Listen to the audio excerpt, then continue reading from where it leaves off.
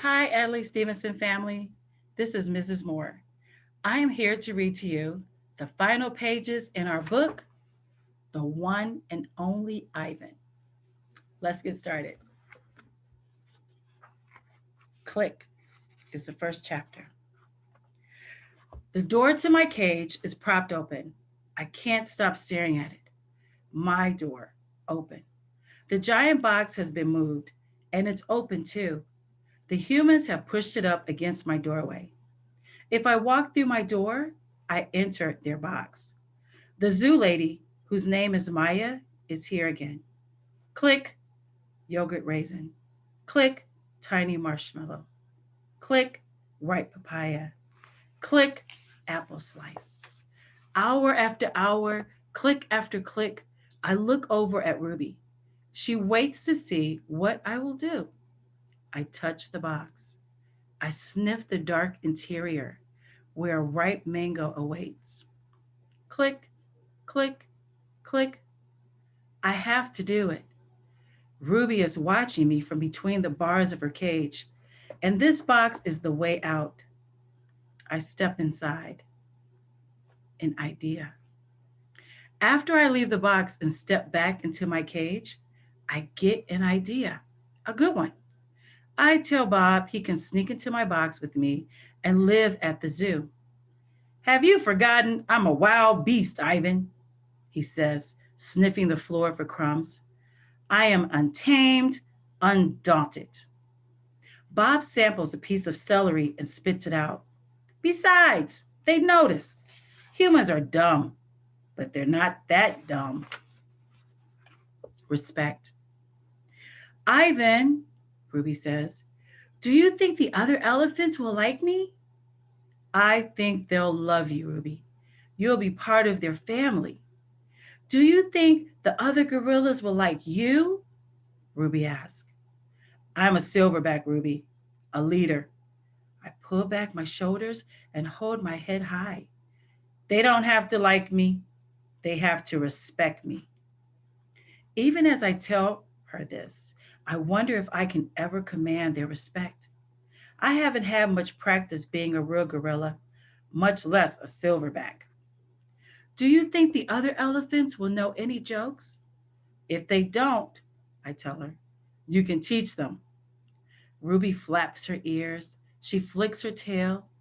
You know what, Ivan? What? I ask. I think I'm going to go in the box tomorrow. I gaze at her fondly. I think that's a good idea. And I think Stella would have agreed. Do you think the other elephants will know how to play tag? I love tag. Me too, I say. And I think of my nimble sister racing through the bush, always just out of my reach. Photo. Late at night, Mac opens my cage. The full moon falls on his sagging shoulders. He seems smaller somehow. Bob, instantly alert, leaps off my stomach and dives under knot tag. Don't bother hiding, dog, Mac says. I know you sleep in here. Mac settles onto my tire swing. Might as well stay one more night. Your buddy's leaving tomorrow. Tomorrow? My stomach drops.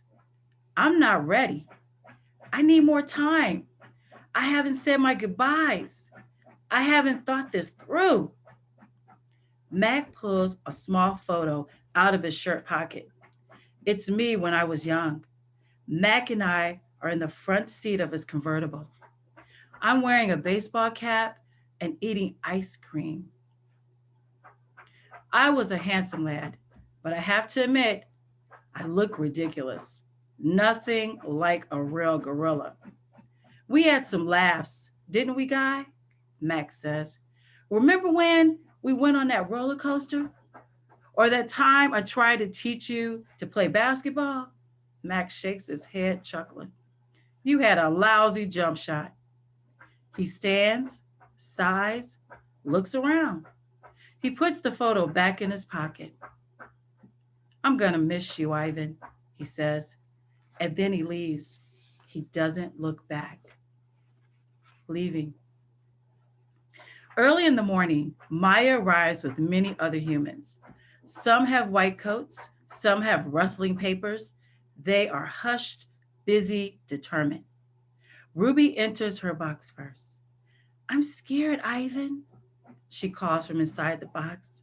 I don't want to leave you. A part of me doesn't want her to leave either, but I know I can't tell her that.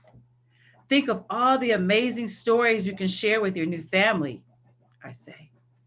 Ruby falls silent. I'll tell them your elephant joke, she says after a long pause. The one about the refrigerator. I bet they'd like that. And be sure to tell them about Bob and Julia and me. I clear my throat. And Stella. I'll remember everyone, Ruby says, especially you. Before I can say any more, they roll her cage out to a waiting truck. It's my turn. Bob is hiding in the corner behind my pool. The humans don't even notice him. While they're busy making sure my box is ready, Bob sneaks over. He licks my chin just in case there are any leftovers. You, I whisper, are the one and only Bob. I reach for Knot Tag. She is a limp rag without her stuffing. Dribbles of paint cover her fur. I hold her out to Bob.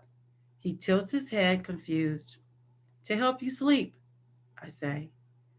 Bob takes her in his teeth and slips away.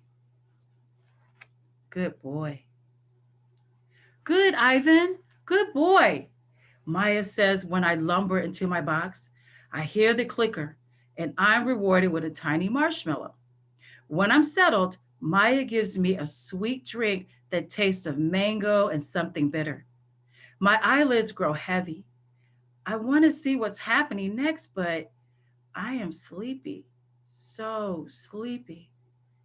I dream I'm with Tag and we're swinging from vines while Stella watches. The sun slices through the thick ceiling of trees and the breeze tastes like fruit. Moving. My eyes flutter open. The box is moving. I am in the grumbling belly of some great beast. I fall back asleep. Awakening. I awake to glass and steel. It's a new cage, not unlike my old cage, except that it's much cleaner. Maya's here, and the other humans I recognize. Hi there, Ivan, Maya says. He's coming too, guys. I have 3 walls of glass. The fourth wall is a curtain of wooden slates strung together. This doesn't look like the zoos on TV. Where are the other animals? Where are the gorillas? Is this where Ruby ended up? In a cage, just like her old cage? Still alone? Is she cold? Hungry? Sad? Is there anyone to tell her stories when she can't get to sleep? Missing. I miss my old cozy cage. I miss my art, but most of all, I miss Bob. My belly's cold without him. Food. The food is fine here. No soda, though, or cotton candy. Not famous. I have no visitors here. No sticky fingered children or weary parents. Only Maya and her humans come with their soothing voices and soft hands. I wonder if I have stopped being famous. Something in the air. Endless days pass, and then I notice something, a change. I don't know what it is, but I taste it in the air, like far off rain clouds gathering. A new TV. Maya brings me a TV. It is bigger than my old one. She turns it on. I think you're going to like this show, she says, smiling. I'm hoping for a romance or maybe a Western, but it's a nature show. one without human voices or ads. It's a show about gorillas being gorillas. I watch them eat and groom and play fight. I even watch them sleep. I wonder why Mac never put on this channel. The family. Every day I watch the gorillas on the TV screen. It's a small family and an odd one. Just three females and a juvenile male without a silverback to protect them. They groom each other and eat and sleep, then groom each other some more. They are a contented group, placid and good natured, although, like any family, they bicker from time to time. Excited. This morning, for some reason, there is no gorilla show on TV. Maya and the other humans are excited. They chirp like birds at dawn. Today's the day, they say. I've watched many humans watch me, but never have they looked so happy. Maya goes to the wall of wooden slates. She grins goofily. She pulls a string. What I see: gorillas, three females, and a juvenile male. It's the family I've been watching, but they're not on a TV screen. They're on the other side of the glass, watching me, watching them. I see me, lots of me, still there. I cover my eyes. I look again. They are still there, watching. Every day, I watch them through my window, the way my visitors used to watch me. See how they chase and groom. See how they play, sleep. See how they live. They're graceful the way Stella was, moving just enough, only as much as they need. They stare at me, heads tilted, pointing and hooting, and I wonder, are they as fascinated by me as I am by them? She. Her hoots make my ears hurt. I admire her intact canines from afar. Her name is Kinyani. She is faster than I am, spry, and probably smarter. Although I am twice her size, and that too is important. She is terrifying and beautiful, like a painting that moves. Door. Today, the humans lead me to a door.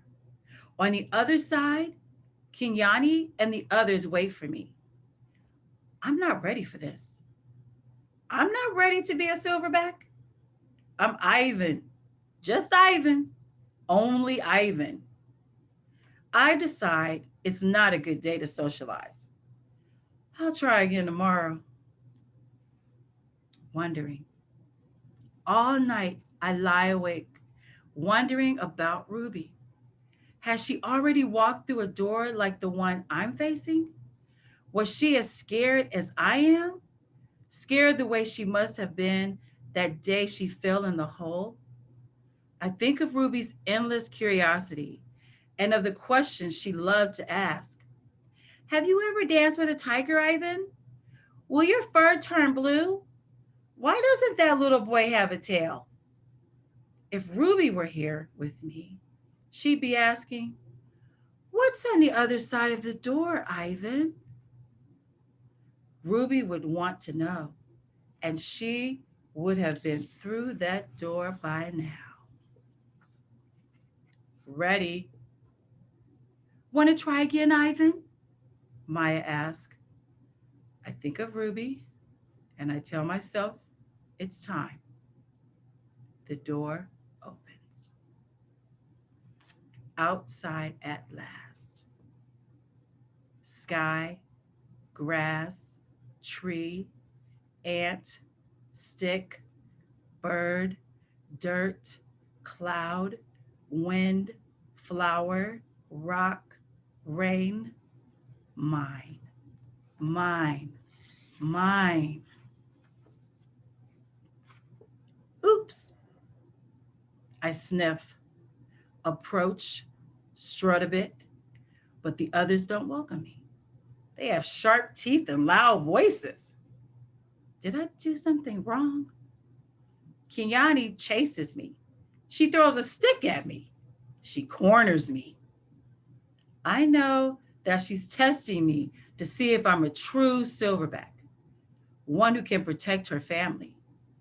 I cower and hide my eyes. Maya lets me back into my cage. What it was like. I lie awake and try to remember what it was like being a gorilla. How did we move? How did we touch? How did we know who was boss? I try to think past the babies and the motorbikes and the popcorn and the short pants. I try to imagine Ivan as he might have been, pretending. The juvenile male approaches. He's eyeing my food hungrily. I imagine a different Ivan, my father's son. I grumble and swat and swagger. I beat my chest till the whole world hears. Kenyani watches, and so do the others. I move toward the young upstart, and he retreats, almost as if he believes I'm the silverback I'm pretending to be. Nest. I'm making a nest on the ground. It isn't a true jungle nest. The leaves are inferior and the sticks are brittle. They snap when I weave them into place. The others watch, grunting their disapproval. Too small, too flimsy, an ugly thing to see. But when I climb into that leafy cradle, it's like floating on a treetop mist. More TV. Maya wants me to go back to my glass cage. I can tell because she is tempting me toward the door with a trail of tiny marshmallows. I try to ignore her. I don't want to leave the outside. It's a cloudless day, and I found just the right spot for a nap. But I relent when she adds yogurt raisins to the trail. She knows my weaknesses all too well. In the glass cage, the TV is on. It's another nature show, jerky and unfocused. I expect to see gorillas, but none appear. I hear a shrill sound like a toy trumpet. My heart quickens. I rush close to the screen, and there she is, Ruby. She is rolling in a lovely pool of mud with two other young elephants. Another elephant approaches. She towers over Ruby. She strokes Ruby, nudges her. She makes soft noises. They stand side by side, just the way Stella and Ruby used to do. Their trunks entwine. I see something new in Ruby's eyes, and I know what it is. It's joy. I watch the whole thing, and then Maya plays it again for me, and again. At last, she turns off the TV and carries it out of the cage. I put my hand to the glass. Maya looks over. Thank you. I try to say with my eyes, thank you. It. Kiani ambles toward me. She taps me on the shoulder and Knuckle runs away. I watch her, arms crossed over my chest. I'm careful not to make a sound. I'm not sure what we're doing. She ambles back, shoves at me, dashes past. And then I realize what's happening. We're playing. We're playing tag, and I'm it. Romance. Make eye contact, show your form, strut, grunt, throw a stick, grunt some more, make some moves. Romance is hard work. It looks so easy on TV. I'm not sure I will ever get the hang of it. More about romance. I wish Bob were here. I could use some advice. I try to recall all the romance movies we watched together. I remember the talking, the hugging, the face licking. I'm not very good at this, but it's fun trying. Grooming. Is there anything sweeter than the touch of another as she pulls a dead bug from your fur? Talk. Gorillas aren't chatty like humans, prone to gossip and bad jokes. But now and again, we swap a story under the sun. One day, it's my turn. I tell my troop about Mac and Ruby and Bob and Stella and Julia and George, about my mother and father and sister. When I am done, they look away, silent. Kiani moves closer. Her shoulder brushes mine, and we let the sun soak into our fur together. The top of the hill. I've explored every nook and cranny of this place, except for a hill at the far end where workers have been repairing a wall. They're finally gone. They've left behind fresh white brick and a mound of black dirt. While the others laze in the morning sun, I want to explore the hilltop. They've been there before, and I have not. Everything is still fresh to my eyes. I take my time going uphill, savoring the feel of grass on my knuckles. The breeze carries the shouts of children and the drowsy hum of bumblebees. Near the top of the hill is a low limbed tree, the kind my sister would have loved. The wall is endless, clean and white, stretching far down to the habitats beyond my own. It's high and wide, carefully built to keep us in and others out. This is, after all, still a cage. It rained last night, and the pile of dirt is soft to the touch. I scoop up a handful and breathe in the loomy smell. It's a rich brown color, heavy and cool in my palm, and the wall waits like an endless blank billboard. The wall. It's a big wall, but it's a big pile of dirt, and I'm a big artist. I slap handfuls of mud on the warm cement. I make a handprint. I tap my nose with a muddy finger. I make a nose print. I slide my palms up and down. The mud is thick and hard to use, but I keep moving and scooping and spreading. I don't know what I'm making, and I don't care. I make swoops and swirls and thick lines, figures and shapes, light and shadow. I'm an artist at work. When I'm done, I step back to admire my work, but it's a large canvas and I'd like to get a better view. I go to the thick limb tree and grab the lowest branch. I try to swing my legs. I land hard. I'm too big to climb, I suppose. I try again anyway, and this time I pull myself onto the first limb, gasping for breath. One more limb, two, and I can't go any further. Perched halfway up the tree, I see my troop, still dozing contentedly. I take in the wall, splattered and splashed with mud. Not much color, but lots of movement. I like it. It feels dreamy and wild, like something Julia might have made. From my seat in the tree, I can see beyond the wall. I see giraffes and hippos.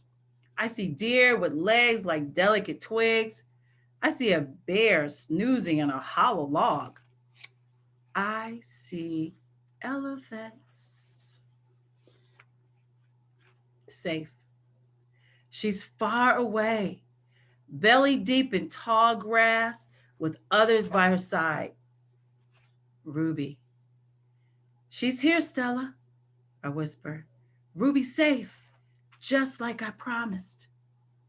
I call to Ruby, but the wind tugs at my words, and I know she'll never hear me.